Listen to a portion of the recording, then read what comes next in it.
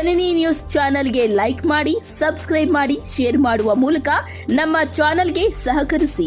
ಹೆಚ್ಚಿನ ಮಾಹಿತಿಗಾಗಿ ಸಂಪರ್ಕಿಸಿ ಹರಿಚಿನ್. ಜನಸಂಖ್ಯಾ ನಿಯಂತ್ರಣ ಪ್ರಯತ್ನ ಕಾರ್ಯಕ್ರಮ ಪ್ರಾರಂಭ ಮಾಡಿದೆ. ಬೇರೆ ದೇಶಗಳು ಯಾವ ಕಾರ್ಯಕ್ರಮಗಳು ಪ್ರಾರಂಭ ಮಾಡೋದು ಮೊದಲೇ 1948-50 ಈ ಒಂದು ಕಾರ್ಯಕ್ರಮ ಪ್ರಾರಂಭ ಮಾಡಿದ್ರು. ಇದಕ್ಕೂ ವಿಶೇಷ ಅಂದರೆ ನಮ್ಮ ಕರ್ನಾಟಕ ರಾಜ್ಯದಲ್ಲಿ ಆಗಿನ ಮೈಸೂರು ಮಹಾರಾಜರು ಭಾರತ ಸರ್ಕಾರ ಕಾರ್ಯಕ್ರಮ ಮಾಡಕ್ಕೆ ಮೊದಲೇ ಕುಟುಂಬ ಕಲ್ಯಾಣ ಕಾರ್ಯಕ್ರಮಗಳನ್ನ ಯೋಜನೆಗಳನ್ನ ನಮ್ಮ ಮೈಸೂರು ಪ್ರಾಂತ್ಯದಲ್ಲಿ ಪ್ರಾರಂಭಿಸಿದ್ರು. ಈ ಒಂದು ಸಕ್ಸಸ್ ಅನ್ನು ನೋಡಿಕೊಂಡು ಭಾರತ ಸರ್ಕಾರದವರು ಕುಟುಂಬ ಕಲ್ಯಾಣ ಯೋಜನೆ ಕಾರ್ಯಕ್ರಮನ ಪ್ರಾರಂಭ ಮಾಡಿದ್ದು. ಅದಾದ್ಮೇಲೆ ಬೇರೆ ಬೇರೆ ದೇಶಗಳು ಈ ಒಂದು ಕಾರ್ಯಕ್ರಮಗಳನ್ನ ಪ್ರಾರಂಭ ಮಾಡಿಕೊಂಡು ಬೇರೆ ದೇಶಗಳಲ್ಲಿ ಈಗೆಲ್ಲ ದೇಶಗಳು ಸ್ಟೇಬಲ್ ಆಗಿದೆ. ನಿಮಗೆಲ್ಲ ಗೊತ್ತಿರಬಹುದು, ಲಾಸ್ಟ್ ಇಯರ್ ನಮ್ಮ ದೇಶ ಕೂಡ ಚೀನಾನ ಹಿಂದಾಕಿ ನಾವು ಮುಂದೆ ಹೋಗಿದ್ದೀವಿ. ಈಗ ಮೊದಲನೇ ಪ್ಲೇಸಲ್ಲಿದೆ.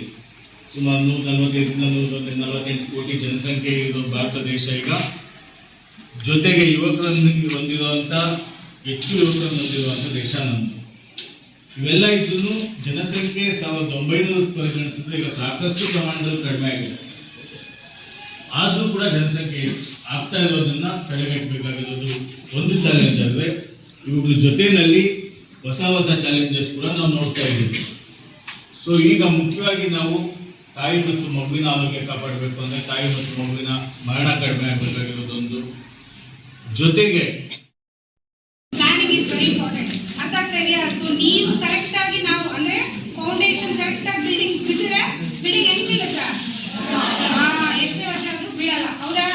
ನೀವು ಕರೆಕ್ಟ್ ಆಗಿ ಫೌಂಡೇಶನ್ ಹಾಕೊಂಡಿಲ್ಲ ಅಂದ್ರೆ ನಾಳೆ ದಿನ ನೀವೇ ತಾಯಂದಿರು ಆಗ್ಬೋದು, ನಾಳೆ ದಿನ ಅವರೇ ತಂದೆ ಆಗ್ಬೋದು. ಸೊ ಎಲ್ಲ ಪ್ರಾಬ್ಲಮ್ ಆಗುತ್ತೆ, ಹೌದಾ?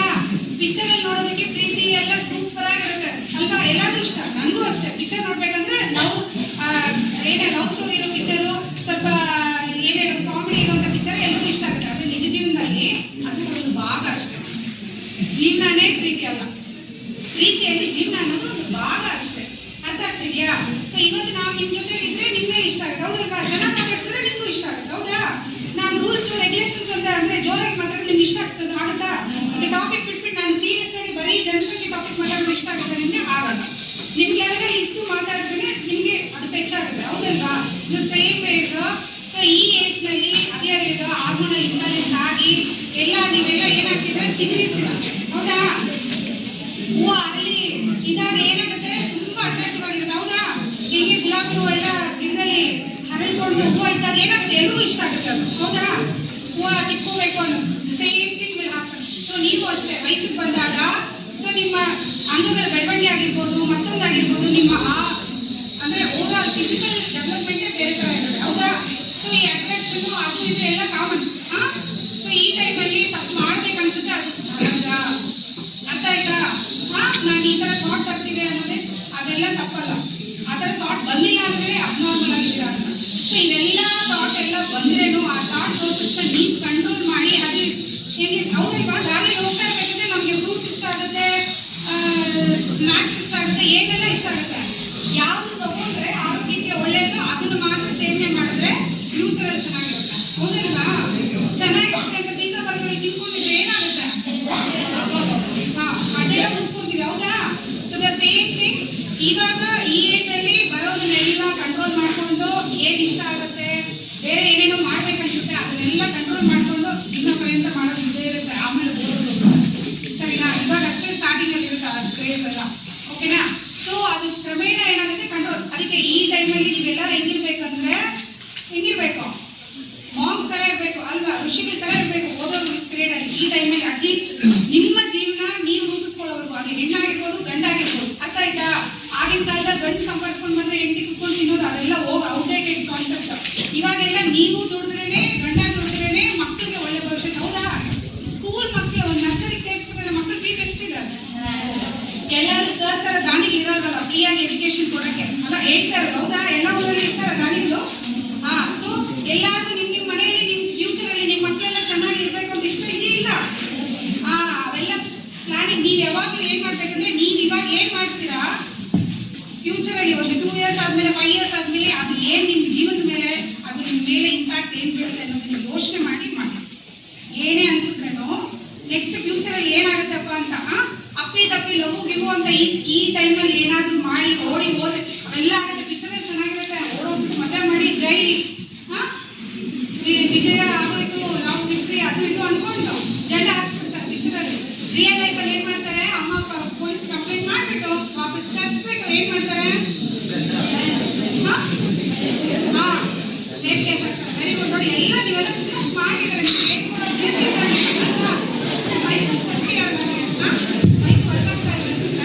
ಸರಿ, ಏನ್ ಮಾಡ್ತಾರೆ ಗೊತ್ತಾ, ಈ ತರ ಅದೇನಿದೆ ಹುಡುಗಿ ಅಂದ್ರೆ 18 ಇಯರ್ಸ್ ಒಳಗಡೆ ಇರುವಂತ ಹುಡುಗಿನ ಯಾರಾದ್ರೂ ಮುಂದೆ ಕರ್ಕೊಂಡು ಹೋಗಿದ್ದೀರಾ ಅಂದ್ರೆ 7 ರಿಂದ 10 ವರ್ಷ ಜೈಲಲ್ಲಿ ಹಾಕ್ತಾರೆ. ಒಂದು.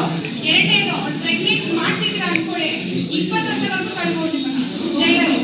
ಆಮೇಲೆ ನಿಮ್ಮ ಅಮ್ಮ ಅಪ್ಪ ಕೂಲಿನೋ ನಾಲಿನೋ ಮಾಡಿ ನಿಮ್ಮನ್ನ ಓದಿಸಿ ಇಷ್ಟೆಲ್ಲ ಮಾಡಿ 10 ವರ್ಷ 20 ವರ್ಷ ಜೈಲಲ್ಲಿ ಇದ್ರೆ ಏನಾಯ್ತು ಭವಿಷ್ಯ?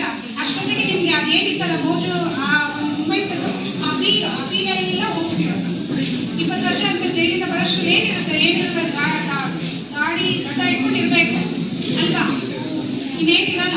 ಸೊ ಹೆಣ್ಮಕ್ಳು ಅಷ್ಟೇ ಆಯ್ತಾ. ಪ್ರತಿ ಸತಿನೂ ಏನು ಈ ತರ ಎಲ್ಲ ಬಾಕ್ಸೋ ಕೇಸ್ ಇದೆ ಅಂತಂದ್ರೆ ಬರೀ ಹುಡುಗರನ್ನೇ ಎತ್ಕೊಂಡು ಜೈಲ್ ಹಾಕ್ತಾರೆ ಅಂತ ಏನಿಲ್ಲ, ಹುಡುಗಿಗೂ ಪನಿಷ್ಮೆಂಟ್ ಇರುತ್ತಮ್ಮ ಆಯ್ತಾ. ನಾವೇನು ಸಾಫ್ಟ್ ಅನ್ನೋದ್ರಿಂದ ಹುಡುಗಿನ ಬಿಟ್ಬಿಡ್ತೀವಿ, ತಪ್ಪು ಮಾಡಿದ್ರೆ ಹುಡುಗರ ಮೇಲೆ ಬೀಳುತ್ತೆ, ಅದೆಲ್ಲ ಸುಳ್ಳು. ನಿಮ್ಮನ್ನ ಎತ್ಕೊಂಡು ಹೋಗಿ ಹಾಕ್ತೀವಿ.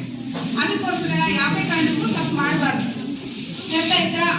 ಸೊ 18 ಇಯರ್ಸ್ ವರೆಗೂ ಏನೇ ಆ ಭಾವನೆಗಳು ಏನೇ ಬರ್ಬೋದು, ಓಕೆ ಇಷ್ಟ ಆಯ್ತಾ, ಪ್ರೀತಿಸ್ತಾ ಇದ್ರೆ ಓಕೆ ನಿಮ್ಮನ್ನು ಇಟ್ಕೊಳ್ಳಿ, ಅದನ್ನ ಯೋಚನೆ ಮಾಡಿ. ಇನ್ನು 5 ಇಯರ್ಸ್ ಆದ್ಮೇಲೆ ನೀವೆಲ್ಲ ಸ್ಟೇಬಲ್ ಆಗಿ ಇವಾಗ ಡಿಗ್ರಿನೋ ಮತ್ತೊಂದು ಏನೇನೋ ಆಗ್ತದೆ ಕೂತಿರಲ್ಲ, ಟೀಚರ್ ಆಗ್ಬೇಕು ಏನೋ ಇರುತ್ತಲ್ಲ, ಎಲ್ಲಾದ್ರೂ ಒಂದು ಲೈಫ್ ಅದನ್ನೇ ಡಿಫೈನ್ ಮಾಡ್ಕೊಳ್ಳಿ. ಒಂದು 5 ವರ್ಷ ಆದ್ಮೇಲೆ ನಾನು ಏನಾಗ್ಬೇಕು ಅನ್ಕೊಂಡಿದ್ದೀನಿ ಅನ್ನೋದನ್ನ ಬರೆದಿಟ್ಕೊಂಡು ಆ 5 ವರ್ಷ ಆದ್ಮೇಲೆ ನೀವು ಅಷ್ಟೆಲ್ಲ ಇಮ್ಯಾಜಿನ್ ಮಾಡ್ಕೋಬೇಕು ಒಂದ್ಸರಿ ಲೈಫ್ ನಲ್ಲಿ. 5 ವರ್ಷ ಪೇರೆಂಟ್ಸ್ ಆಗ್ಬೇಕಂದ್ರೆ, ಮದುವೆ ಮಾಡಿಕೊಂಡು ನಾವು ತಂದೆ ತಾಯಿ ಹಾಕ್ಬೇಕು, ಮಕ್ಕಳು ನಡಿಬೇಕಂದ್ರೆ ಸೊ ಗರ್ಭಧಾರಣೆ ನಡುವೆ ಆರೋಗ್ಯಕರ ಸಮಯ ಮತ್ತು ಅಂತರನ ಕಾಪಾಡಬೇಕು ಅಂತ. ಅರ್ಥ ಆಯ್ತಾ? ಸೊ ಮೇಡಮ್ ಹೇಳಿದ್ರು, ಸರ್ ಹೇಳಿದ್ರು 20 ವರ್ಷಕ್ಕೆ ಮದುವೆ ಮಾಡ್ಕೊಳ್ಬೇಕು ಅಂತ.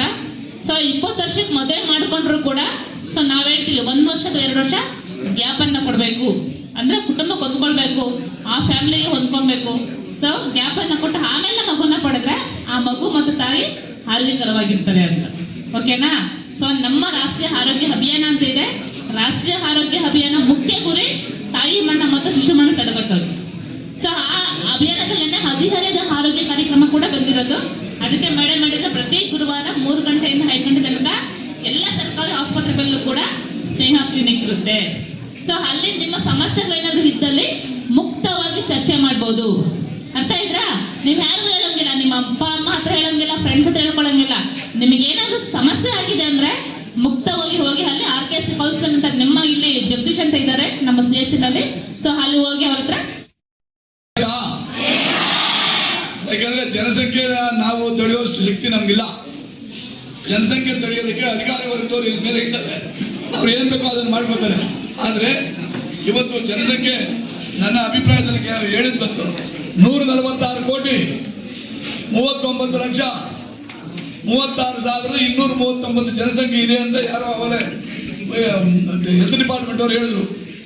ಎಷ್ಟು ಜನಸಂಖ್ಯೆ ಇದೀವಿ ಬರೀ ಇಂಡಿಯಾ ಅವರು ಇಷ್ಟು ಜನಸಂಖ್ಯೆ ಇದೀವಿ ಅಂದ್ರೆ ನಾವು ಚೀನಾ ಕೂಡ ಮುಂದೆ ಇಟ್ಬಿಟ್ಟಿದೀವಿ ಅಂತ ಒಂದು ಒಳ್ಳೆಯ ಈ ವಿಶ್ವ ಜನಸಂಖ್ಯೆ ದಿನಾಚರಣೆಗೆ ನಮ್ಮ ವೇದಿಕೆಯಲ್ಲಿ ಜಿಲ್ಲಾ ಕುಟುಂಬ ಕಲ್ಯಾಣಾಧಿಕಾರಿಗಳು ಚಂದನ್ ಸರ್ ಇದ್ದಾರೆ, ಮತ್ತೆ ನಮ್ಮ ಪಕ್ಕದಲ್ಲೇ ನಮ್ಮ ಆರೋಗ್ಯಾಧಿಕಾರಿಗಳಂತ ವರ್ಣಶ್ರೀ ಮೇಡಮ್ ಇದ್ದಾರೆ. ಮತ್ತು ಹೆಣ್ಮಕ್ಳಿಗೆ ಹೆಚ್ಚಿನ ಒಂದು ಒತ್ತನ್ನು ಕೊಟ್ಟು ಯಾವ ರೀತಿ ನೀವು ಜೀವನ ನಿರ್ವಹಣೆಯನ್ನು ಮಾಡ್ಕೊಂಡು ಹೋಗ್ಬೇಕು. ಯಾಕೆಂದ್ರೆ 18 ವರ್ಷದವರೆಗೂ ನಿಮ್ಗೆ ಏನು ಗೊತ್ತಾಗಲ್ಲ, ಅಯೋಮಯ ನಿಮ್ಗೆ. ಆ ವರ್ಷಗಳ ಒಳಗಡೆ ನೀವು ಹೇಗೆ ತಮ್ಮ ಜೀವನವನ್ನು ನಿರ್ವಹಣೆ ಮಾಡ್ಕೋಬೇಕು ಅನ್ನೋದನ್ನ ಭಾರಿ ಚೆನ್ನಾಗಿ ಸಂಸ್ಕೃತಿ ಮೇಡಮ್ ಅವರು ಹೇಳಿದ್ರು. ನೀವು ಆವಾಗ ಆಯಮ್ಮನ ಹೋಗಿ ತರ್ತಿರ್ಬೇಕು, ಇಲ್ಲಾಂದ್ರೆ ಆಯಮ್ಮನ ಎಲ್ಲಿಗೆ ಕರ್ಸ್ಕೋಬೇಕು, ಮಾಸ್ಟರ್ಗೆ ಹೇಳ್ಬೇಕು, ಪ್ರಿನ್ಸಿಪಾಲ್ಗೆ ಹೇಳ್ಬೇಕು, ಮಂತ್ಲಿ ಒನ್ಸು ಮೇಡಮ್ ಒಂದು ಅರ್ಧ ಗಂಟೆ ಹೊತ್ತು ಬಂದು ನಮಗೆ ಮಾತಾಡಿ ಅಂತ ಹೇಳಿ ನಿಮ್ಗೂ ಸಪ್ರೇಟ್ ಆಗಿ ಹುಡುಗರು ಸಪ್ರೇಟ್ ಆಗಿ ನೇರ ಕಾರ್ಯಕ್ರಮವನ್ನ ಅವ್ರು ಮೇಡಮ್ ಹಿಡಿದು ಅದನ್ನ ಮಾಡ್ಕೋಬೇಕು. ಒಂದು ಅರ್ಧ ಗಂಟೆ ಯಾಕೆ ಅಂತ ಹೇಳಿದ್ರೆ ಮನುಷ್ಯ ಭಾರಿ ಬೇಗ ಇದಾಗ್ತಾನೆ. ಅದರಲ್ಲೂ ಮಕ್ಕಳು ನೀವು 18 ವರ್ಷ ತುಂಬುವವರೆಗೂ ನಿಮಗೆ ನಿಮ್ಮ ಸ್ವಂತ ಇದಿರೋದಿಲ್ಲ, ಕಳಪೆ ಮನಸ್ಸು ಇರ್ತದೆ, ಕುದುರೆಗೆ ಹಾಳ ಕಟ್ಟನೆ ಬಿಡ್ಬೇಕು. ಅದರ ಒಂದು ಕೆಲಸವನ್ನು ಸಂಸ್ಕೃತಿ ಮೇಡಮ್ ಅವರು ಮಾಡ್ತಾರೆ ಅಂತ ಹೇಳ್ತೀನಿ. ನಮ್ಮ ಇವರು health and family welfare education madam ಅವರು, ನಾನು ಹೆಲ್ತ್ ಮಿನಿಸ್ಟರ್ ಸ್ಟೇಜಲ್ಲಿ ಇದ್ದೆ, ಶ್ರೀಮತಿ ನಮ್ಮ ರೂಪಾ ಜೊತೆಯಲ್ಲಿ. ಅವತ್ತು ಭಾರಿ ಮಾತಾಡ್ತಾರೆ ಮೇಡಮ್ ಅವರು. ಇವತ್ತು ಯಾಕೆ ನಾನು ಹೆಚ್ಚಿಗೆ ಮಾತಾಡಲಿಲ್ಲ, ಅದು ಜಾಸ್ತಿ ಮಾತಾಡ್ತಾರೆ ಅವರು. KGF ಅಲ್ಲಿ ಹೆಲ್ತ್ ಮಿನಿಸ್ಟರ್ ಬರೋದು ಲೇಟ್ ಆದರೂ ಕೂಡ ಇವ್ರ ಮಾತೇ ಕೇಳ್ಕೊಂಡಿದ್ದವರು ನಮ್ಮ ಹಾಸ್ಪಿಟಲ್ ಓಪನ್ ಆಗಿದ್ದ ದಿವಸ. ಹಾಗೆ ವೇದಿಕೆಯಲ್ಲಿ ಅದಲ್ಲದೆ ಇವರು ನಮ್ಮ ವೇಗಾಸ್ ಕಡೆಯಿಂದ ನಾಗೇಶ್ ಸರ್ ಬಂದಿದ್ದಾರೆ. ಅವ್ರು ಕೂಡ ಬೇಕಾದಷ್ಟು ಒಂದು ಕೆಲಸಗಾರಿಗಳು ಮತ್ತು ವೇದಿಕೆಯಲ್ಲಿ ಇರ್ತಕ್ಕಂಥವ್ರು ಎಲ್ಲರೂ ಕೂಡ ನಮಗೆ ನಮ್ಮ ಕಾಲೇಜಿನ ಹೆಣ್ಣು ಮಕ್ಕಳು ಮತ್ತು ಹುಡುಗರಿಗೆ ಇಬ್ಬರಿಗೂ ಕೂಡ ಉಪಯೋಗವಾದಂಥ, ಬೆಳಗ್ಗೆಯಿಂದ ನಾವು ವಾಕಿಂಗ್ ಹೋಗೋ ಜೊತೆಯಲ್ಲಿ ನಡ್ಕೊಂಡು ಹೋಗಿದ್ವಿ, ಆರೋಗ್ಯ ಸಿಕ್ಕಿದೆ. ಬೆಳಗ್ಗೆಯಿಂದ ನಾನು ತಿಂಡಿ ತಿಂದಿಲ್ಲ, ಆದರೂ ಕೂಡ ಪರವಾಗಿಲ್ಲ. ಕಾರಣ ಏನು ಅಂತ ಹೇಳಿದ್ರೆ, ಕನಿಷ್ಠ ನಮ್ಮ ಮಕ್ಕಳಿಗೆ ಅವ್ರು ಹೇಳಿರ್ತಕ್ಕಂಥದ್ದನ್ನು ಚಂದನ್ ಹೇಳಿರೋದು ಮತ್ತು ನಿಯಂತ್ರಣವನ್ನ ಮಾಡಬೇಕು ಅಂತ ಸರ್ಕಾರಗಳು ಅನೇಕ ಕಾರ್ಯಕ್ರಮಗಳನ್ನ ಮಾಡ್ಕೋತಾರೆ.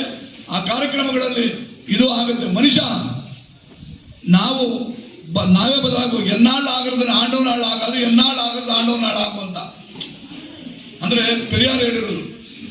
ನಮ್ಮ ಕೈಯಲ್ಲಿ ಆಗದೆ ಇರೋದು ದೇವ್ರ ಕೈಲಿ ಕೂಡ ಆಗಲ್ಲ.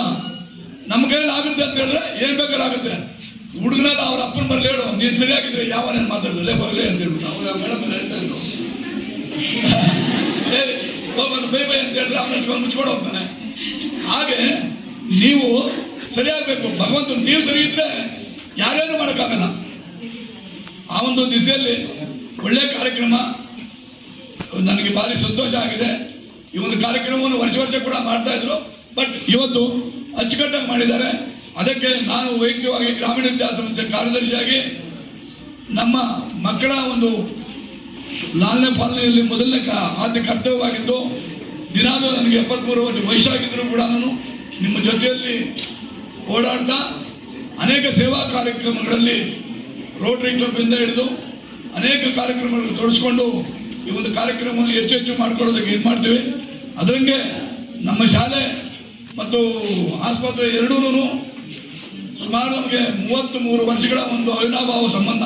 ಬೇತ್ಮಂಗಲದಲ್ಲಿ ಆಸ್ಪತ್ರೆನೇ ಇಲ್ಲ ಅಂತ ಸಂದರ್ಭದಲ್ಲಿ ಬಾಡಿಗೆ ಮನೆಯನ್ನ ತಗೊಂಡು 4 ವರ್ಷ ಬಾಡಿಗೆ ಕಟ್ತೆ. ನಾನು ಸ್ವಂತ ಆಸ್ಪತ್ರೆ ಬೇತ್ಮಂಗಲದಲ್ಲಿ ಬೇಕು ಅಂತ ದುಡ್ಡು ಕೊಡ್ಬೇಕಾಗಿತ್ತು. ಇವಾಗೆಲ್ಲ ಫ್ರೀಯಾಗಿ ಕಟ್ತಾ ಇದ್ದಾರೆ. 1 ಲಕ್ಷ ರೂಪಾಯಿ ದೇಣಿಗೆ. ಆವಾಗ 30 ವರ್ಷಗಳ ಹಿಂದೆ 96 ಮೊದಲು 1 ಲಕ್ಷ ರೂಪಾಯಿ ದೇಣಿಗೆ ಸರ್ಕಾರ ಕಟ್ಟಬೇಕಾದ್ರೆ ಅಷ್ಟೊಂದು ಬಾಧೆ ಇತ್ತು. ಆ 1 ಲಕ್ಷ ರೂಪಾಯಿ ವಸೂಲಿ ಮಾಡಿ ಅದಕ್ಕೆ ಕಟ್ಟಿ ಆಸ್ಪತ್ರೆಯನ್ನ ಚಿನ್ನಪ್ಪನವ್ರು 3 ಎಕರೆ ಜಮೀನು, ನಮ್ಗೆ 2.5 ಎಕರೆ ಜಮೀನ ದಾನವಾಗಿ ಮಾಡಿರ್ತಕ್ಕಂಥ ಅವರು ಪುಣ್ಯಾತ್ಮನ ಇವತ್ತು ನೆನೆಬೇಕಾಗುತ್ತೆ. ಈ ಒಂದು ಸಭಾಂಗಣಕ್ಕೆ ಮಿನಿಸ್ಟರ್ ಬಂದಾಗ ಉದ್ಘಾಟನೆ ಸಂದರ್ಭದಲ್ಲಿ ಚಿನ್ನಪ್ಪನವರು ಸಭಾಂಗಣ ಅಂತ ಹೇಳಿಲ್ಲ, ಅವ್ರ ಹೆಸರಿಡಬೇಕು ಅಂತ ಕೂಡ ತೀರ್ಮಾನ ತಗೊಂಡಿದ್ದೀವಿ. ಹಾಗೆ ಒಳ್ಳೆಯ ಕೈಂಕರ್ಯಗಳು ಪಕ್ಕದಲ್ಲೇ ಇದೆ. ನಾವು ಯಾವುದಕ್ಕೂ ಕೂಡ ಆರೋಗ್ಯ, ಶಿಕ್ಷಣ, ಹೆಲ್ತು ಇದು ಎರಡೊಂದು ಸರಿ ಹೋದ್ರೆ ಪ್ರಪಂಚ ಕೂಡ ಸರಿ ಹೋಗುತ್ತೆ ಅಂತ ಹೇಳ್ತಾ, ಅವರೆಲ್ಲರೂ ಕೂಡ ಬಂದು ನಮ್ಮ ಕಾಲೇಜಲ್ಲಿ PU ಕಾಲೇಜಲ್ಲಿ ಮಾತ್ರ, ಯಾಕೆಂದರೆ ಹೈಸ್ಕೂಲ್ ಬಿಟ್ಟಿದ್ದೀವಿ, ಡಿಗ್ರಿ ಬಿಟ್ಟಿದ್ದೀವಿ, ಒಳ್ಳೆಯ ಕಾರ್ಯಕ್ರಮವನ್ನು ನಡೆಸ್ಕೊಟ್ಟಿದ್ದಾರೆ. ವೈಯಕ್ತಿಕವಾಗಿ ವೇದಿಕೆಯಲ್ಲಿರ್ತಕ್ಕಂಥ ಎಲ್ಲ ಆರೋಗ್ಯ ಅಧಿಕಾರಿಗಳು ಮತ್ತು ಅವರಿಗೆ ಸಂಬಂಧಪಟ್ಟ ಎಲ್ಲರಿಗೂ ಕೂಡ ವೈಯಕ್ತಿಕ ಗ್ರಾಮೀಣ ವಿದ್ಯಾಸಂಸ್ಥೆ ವತಿಯಿಂದ ಅನಂತ ಧನ್ಯವಾದಗಳು. ಕಾರ್ಯಕ್ರಮದ ಬಗ್ಗೆ ತುಂಬಾ ಚೆನ್ನಾಗಿ ಮಾತನಾಡಿದ್ದಾರೆ. ಸೊ ಮಕ್ಕಳಿಗೆ ಏನು ಅವಶ್ಯಕತೆ ಮಾಹಿತಿ ಇದೆ, ಇದನ್ನ ನಿಮ್ಮ ಮನೆ ಇರತಕ್ಕಂಥ ಪೇರೆಂಟ್ಸು, ಪೋಷಕರು, ಅಣ್ಣ ತಮ್ಮಂದ್ರು ಇವರಿಗೆಲ್ಲ ಕೂಡ ನೀವು ತಲುಪಿಸ್ಬೇಕು. ಓಕೆನಾ? ಸೊ ತಲುಪಿಸ್ಬೇಕು ಅಂತ ಹೇಳ್ತಾ ಇದ್ದಾರೆ ಸರ್ ಕೂಡ. ಸೊ ಹಾಗಾಗಿ ಇಂಥ ಒಂದು ಕಾರ್ಯಕ್ರಮಗಳು ಇನ್ನೂ ನಮ್ಮ ಇಲಾಖೆಗೆ ಹೆಚ್ಚು ಆಯೋಜನೆ ಮಾಡಿಕೊಟ್ರೆ ಸೊ ಸಾಕಷ್ಟು ರಾಷ್ಟ್ರೀಯ ಕಾರ್ಯಕ್ರಮಗಳನ್ನ ಇಲ್ಲಿ ಇಂಪ್ಲಿಮೆಂಟೇಷನ್ ಮಾಡ್ಬೋದು ಅಂತ ಸರಲ್ಲಿ ಮನವಿ ಮಾಡ್ತಾ ಇದ್ದೀನಿ. ಬರೀ ಇದೊಂದೇ ಅಲ್ಲ, ಹೆಣ್ಮಕ್ಳು ಹೆಚ್ಚಿಗಿದ್ದೀರಾ, ಪೌಷ್ಟಿಕ ಆಹಾರದ ಬಗ್ಗೆ, ವೈಯಕ್ತಿಕ ಶುಚಿತ್ವದ ಬಗ್ಗೆ, ಸೊಳ್ಳೆಗಳಿಂದ ಹರತಕ್ಕಂಥ ಕಾಯಿಲೆಗಳ ಬಗ್ಗೆ, ಸೊ ಇನ್ನೂ ಸಾಕಷ್ಟು ಕಾರ್ಯಕ್ರಮ ಇದೆ ನಮ್ಮಲ್ಲಿ. ಓಕೆನಾ? ಸೊ ಆ ಎಲ್ಲ ಕಾರ್ಯಕ್ರಮಗಳನ್ನ ನಿಮ್ಮ ಕಾಲೇಜಲ್ಲಿ ಮಂತ್ಲಿ ಒನ್ಸ್ 1 hour ಟೈಮ್ ಕೊಟ್ರೆ ಇವನ್ನ ನಿಮ್ಮ ಒಂದು ಕಾಲೇಜಲ್ಲಿ ಅರಿವನ್ನ ಮೂಡಿಸ್ಲಿಕ್ಕೆ ಸಹಾಯ ಆಗುತ್ತೆ ಸರ್. ತಾವು ಇಂಥ ಒಂದು ಕಾರ್ಯಕ್ರಮಗಳಿಗೆ ಅನುವು ಮಾಡಿಕೊಟ್ಟು, ಅವಕಾಶ ಕೊಟ್ಟು, ಸಮಯನ ಕೊಟ್ಟು ತಾವು ಕೂಡ ಭಾಗವಹಿಸಿದ್ರೆ ನಮಗೆ ಆರೋಗ್ಯ ಇಲಾಖೆಯಿಂದ ಕೈ ಜೋಡಿಸಿದಂಗಾಗುತ್ತೆ, ನಮಗೆ ಹೆಚ್ಚು ಸಹಕಾರ ಕೊಟ್ಟಂಗಾಗುತ್ತೆ. ಹಾಗಾಗಿ ಈ ಒಂದು ಸಭೆಯಲ್ಲಿ ಮಾತನಾಡಿದ ಅಮೋಲ್ ಲಕ್ಷ್ಮೀನಾರಾಯಣ ಸರ್ ತಮ್ಮೆಲ್ಲರ ಪರವಾಗಿ ಪ್ರೀತಿಯ ಜೋರದ ಚಪ್ಪಾಳೆಯಿಂದ ಜನನಿ ನ್ಯೂಸ್ಗೆ ಸ್ವಾಗತ. ಈ ಒಂದು ಮಾಹಿತಿ ನಿಮಗೆ ಇಷ್ಟ ಆದಲ್ಲಿ ದಯವಿಟ್ಟು ಲೈಕ್ ಮಾಡಿ, ಶೇರ್ ಮಾಡಿ, ಕಾಮೆಂಟ್ ಮಾಡಿ ತಿಳಿಸಿ. ಮುಂದಿನ ವಿಡಿಯೋ ನೋಟಿಫಿಕೇಶನ್ ನಿಮಗೆ ಬರಬೇಕು ಅಂದ್ರೆ ಬೆಲ್ ಬಟನ್ ಅನ್ನ ಕ್ಲಿಕ್ ಮಾಡಿ.